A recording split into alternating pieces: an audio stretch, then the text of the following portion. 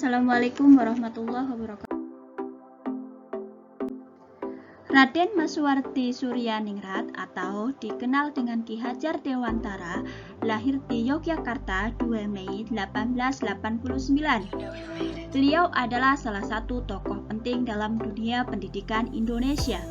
Pendidikan zaman kolonial menjadi langkah perjalanan pendidikan Indonesia sebelum kemerdekaan dan peran sekolah taman siswa sejak pendiriannya di tahun 1922. Menurut Ki Hajar Dewantara, pendidikan dan pengajaran merupakan usaha persiapan dan persediaan untuk segala kepentingan hidup manusia, baik dalam hidup bermasyarakat maupun hidup berbudaya dalam arti yang seluas-luasnya.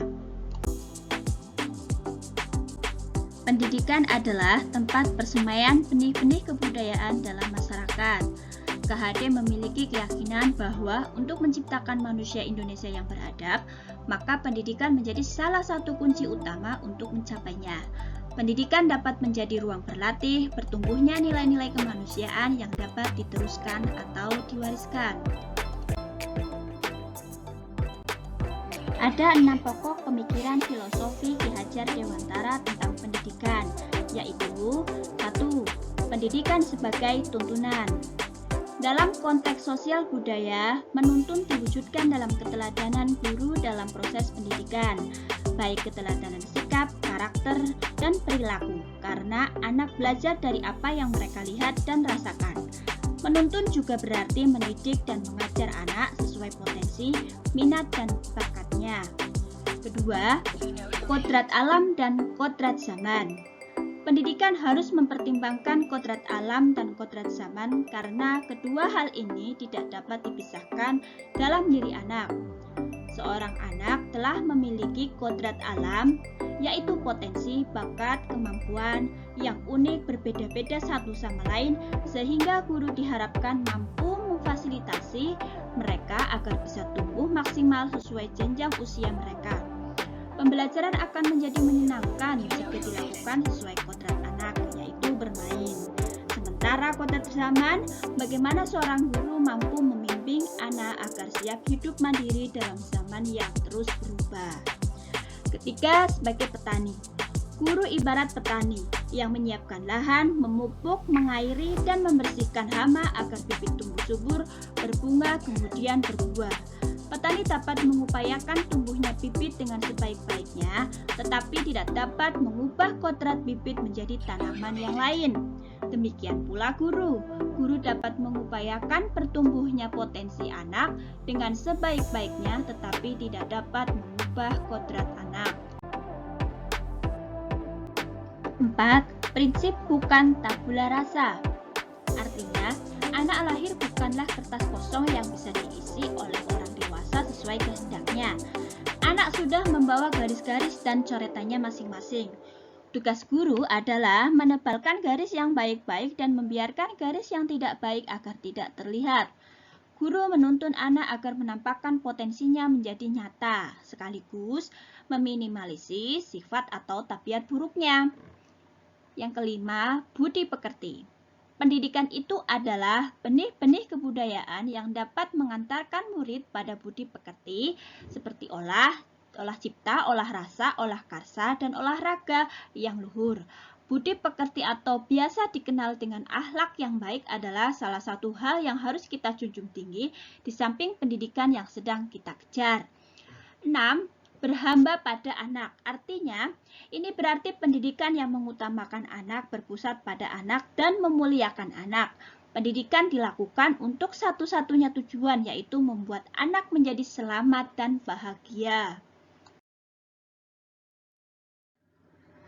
Apa yang saya percaya tentang murid dan pembelajaran di kelas sebelum saya mempelajari modul 1-1?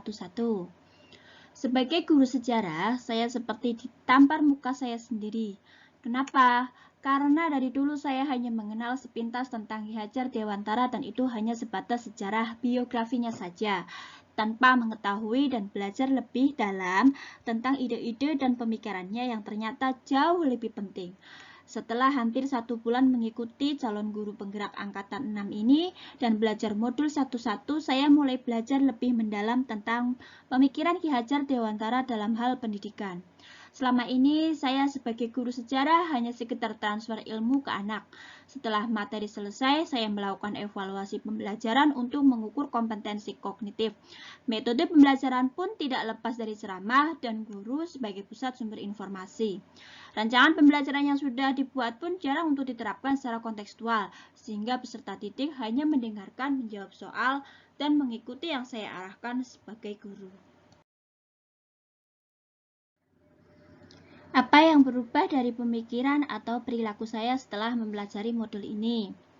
Setelah mempelajari modul satu-satu ini, pengetahuan saya tentang pendidikan dan tugas pendidik semakin mendalam.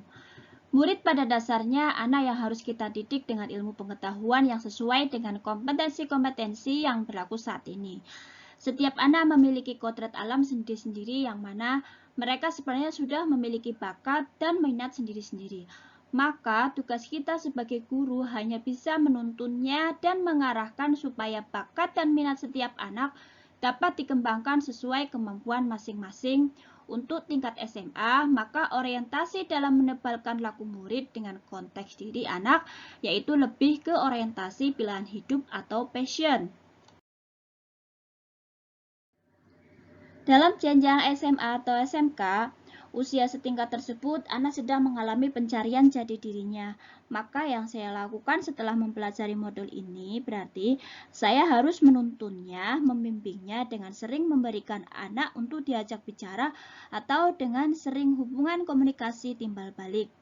Sehingga diharapkan anak akan memberikan tanggapan yang positif jika ada perintah diterapkan atas dirinya.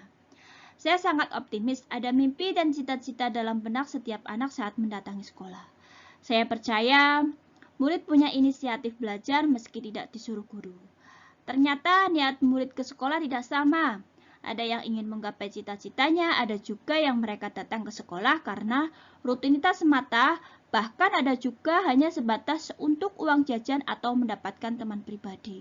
Guru harus mengenal keberagaman dari peserta didik, menuntun dan memotivasi murid, menemani perjalanan menuju cita-citanya menjadi manusia yang unggul. Pertanyaan yang ketiga, apa yang bisa segera saya terapkan lebih baik agar kelas saya mencerminkan pemikiran Ki Hajar Dewantara? Yang segera saya lakukan adalah dengan mendesain strategi pembelajaran yang berorientasi pada peserta didik. Seperti 1.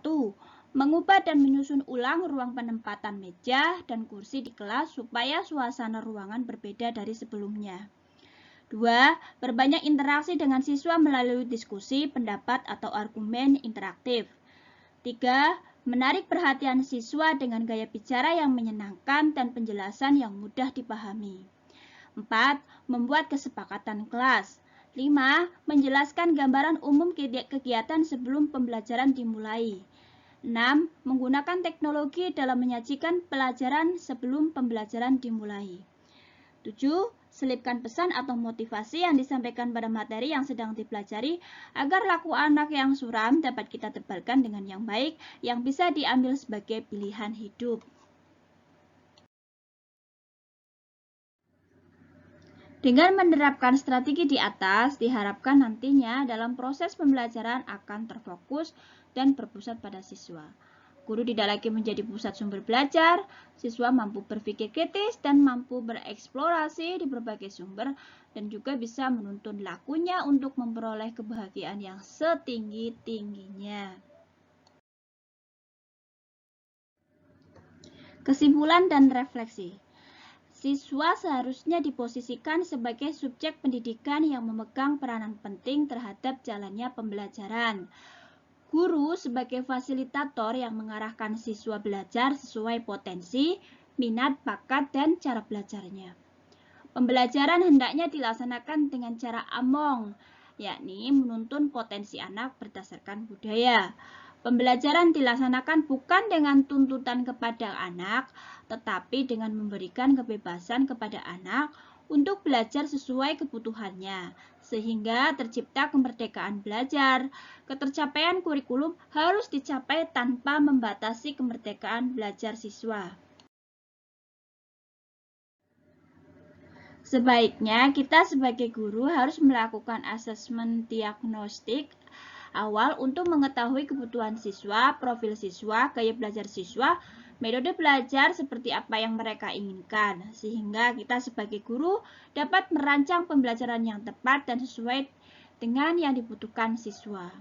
Pembelajaran seharusnya dilaksanakan dengan berbagai cara, model atau metode seperti cooperative learning, inquiry, discovery, problem-based learning, maupun project-based learning, serta menggunakan berbagai sumber belajar seperti lingkungan, surat kabar, majalah, narasumber, maupun internet. Proses pembelajaran dilaksanakan untuk mengembangkan semua potensi anak, baik budi pekerti, pikiran, maupun tumbuhnya agar menjadi anak yang selamat dan bahagia. Sebagai guru, saya harus memberikan keteladanan kepada siswa dalam hal sikap, penampilan, kemandirian, disiplin, gotong royong, dan kolaborasi dalam menyelesaikan masalah. Tugas kita sebagai pendidik adalah menuntun, membimbing peserta didik dalam mencari dan menemukan konsep-konsep teori dan membantu mereka menerapkan konsep dan teori yang sudah mereka pelajari dalam kehidupannya, sehingga anak-anak atau peserta didik tidak kehilangan arah dan membahayakan hidupnya. Demikianlah tugas koneksi antar materi, kesimpulan, dan refleksi tentang pemikiran Ki Hajar Dewantara yang dapat saya sampaikan.